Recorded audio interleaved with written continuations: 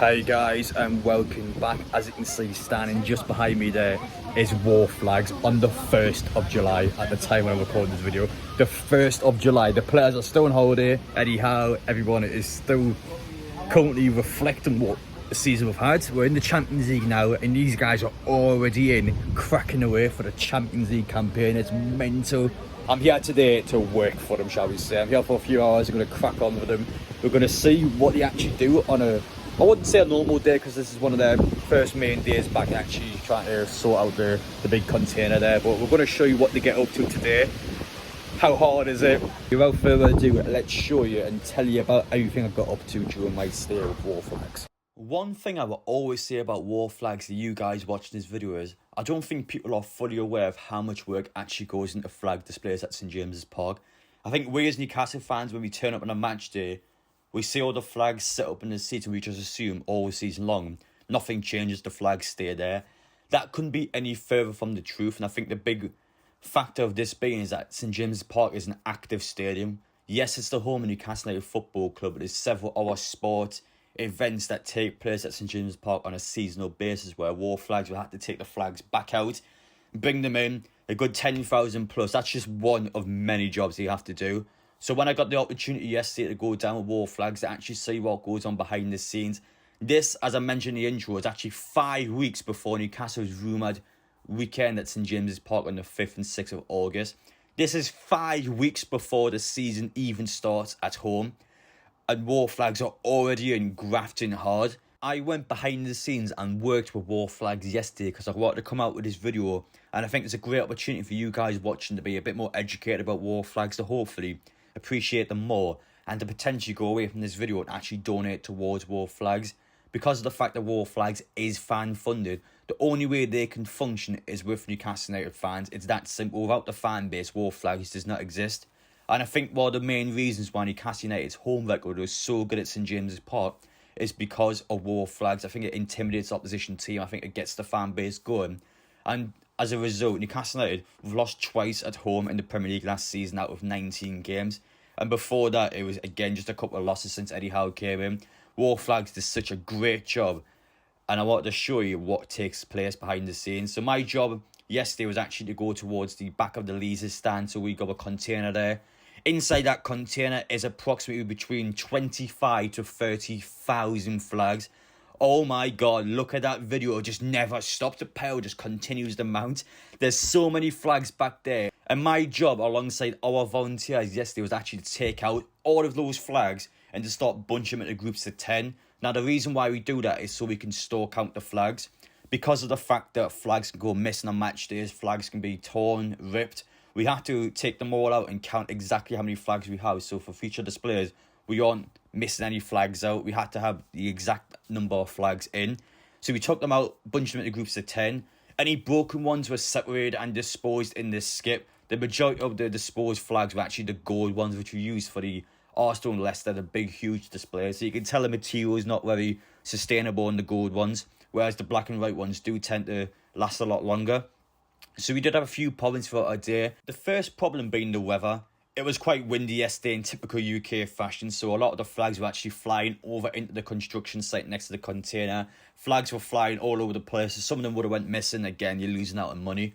It actually started raining later on in the day as well, so that delayed the time taking all the flags out. Again, it's an absolute nightmare with the UK, and this is meant to be the summer as well, so you can imagine the winter times when they're trying to do stuff with the flags, how bad things can actually get. Another huge problem being, well, a lot of the flags are quite dirty. You'd be surprised how manky your hands get from picking the flags up. And for example, when you use the flags for the likes of the women's games at St James's Park, the amount of ketchup sauce you see from kids that are actually on the flags. Stuff like coffee. I've even got a total story from Adam, who I actually interviewed, which I'll put on shortly, where he told me that you open the flag up, there was actually still like half a pie on the flag. It's disgusting, the amount of crap that's on the flags, and people had to pick them up, just deal with them all day long, and it's quite dirty work. It's not great, to be brutally honest.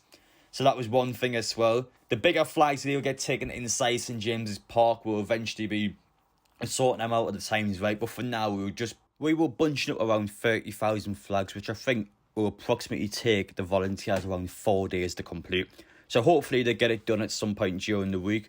I actually spoke to Adam, which I'm going to put on now. I interviewed somebody over at Wor Flags and asked some questions about what future displays we have in store for the Champions League and the overall plans of Wor Flags going forward. I think I'll probably start this off by talking about last season because, well, it's been an incredible year for Newcastle. We've got into our first cup final since 1999. We are now in the Champions League for the first time since 2003. It's an amazing time to be a Newcastle fan, but for you guys going into next year, it's going to be busier and harder than ever. So I want to start this off by talking about the time at the Carabao Cup final because, well, it got announced after we beat Southampton. We're going to Wembley. You had a few short weeks to get all the flags in. You have a new display as well, and I mean, it's a lot of work, and for the first time ever, I believe you've actually got some money directly off Newcastle United to put in the Wor Flags. I just want to start off by saying, how was it actually working in such a short time frame? Yeah, so I mean, I think it was around about the time of the quarterfinals we started to get in touch with the company about the actual design, and we had a couple of different choices of what to go through. Obviously, we weren't published in any of that in case we never made it to the final. But yeah, with the deadlines we've got, it was literally the day after the second leg against Southampton was the day that we had to get payment involved. So as I think it was the club who put the statement out, like, it was the only time we've ever gone to the club and said, like, look, to make this possible, we're going to need help from you guys, because, like, obviously in our position we can't go fundraising for something before we've got to the final, and 9 o'clock the next morning, like, it was just impossible.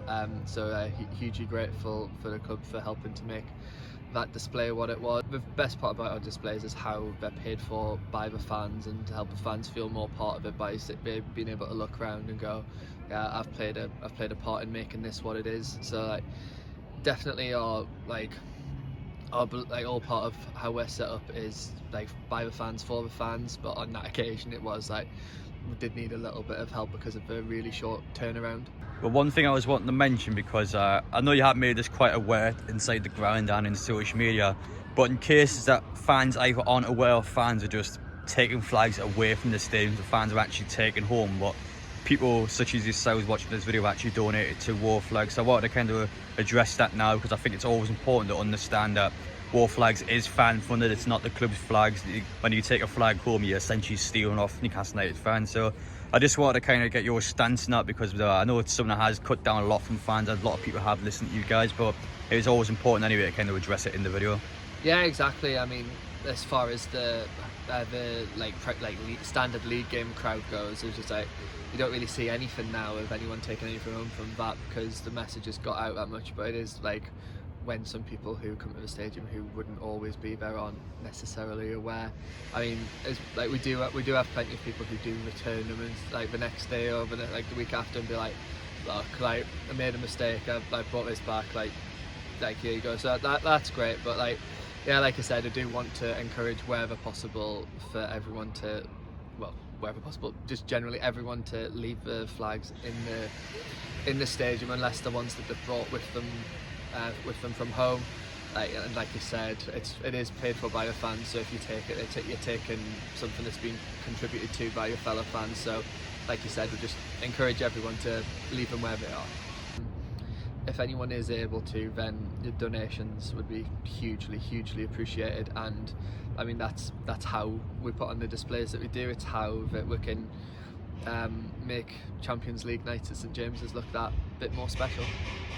Of course, I'm sure a lot of people watching this video, if they've got that money to spare, the opportunity's there to help out Wor Flags. You've seen in St James's Park how much of an impact they make.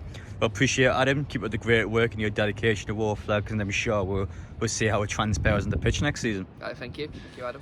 Well, I hope you enjoy watching today's video about Wor Flags. I've been here for about 4 hours, and honestly, after being here for 4 hours, I am sick of seeing flags. These people are so dedicated every single day. Whenever they get a chance to come down for a couple of hours, a lot of these people as well, they've got jobs, they've got families, they've got marriages to take care of, but they're still coming down because they know how important it is. If they don't do it, nobody does it. Wor Flags is so necessary for this football team.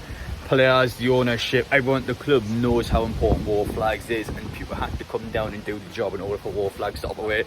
It's not as easy as you turn up on the match and the flags are there. It doesn't work like that at all. You've got to put a lot of work, a lot of effort into displays.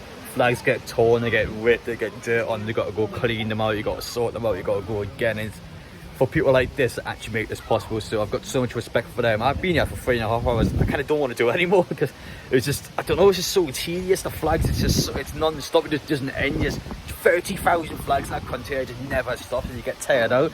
And that's just me coming down for a couple of hours. Imagine these guys come down every single day. I've got so much respect for them. They put so much into this club, and I hope you guys as well have took a bit away from this video. You're a bit more educated on Wor Flags. You understand what they do, and hopefully you're more inclined to donate to them. Now, I know under the cost of living crisis, you haven't got the money fair enough, or even have a £5, £10, that will go into building flag displays. That will go and help replacing some of the ripped and torn flags that got down there. And for Newcastle on a match day experience, it makes the flag displays better when we have more money. It's that simple. Now, these won't take money off the football club unless they're forced to, like the Carabao Cup final. So it's a case where it's still fan funded. It's up to us to how to deliver to these guys because they deserve it. They do so much for this club. But enough of me, guys. Thank you all for watching. Let me know your thoughts down below, and I will see you all in the next one.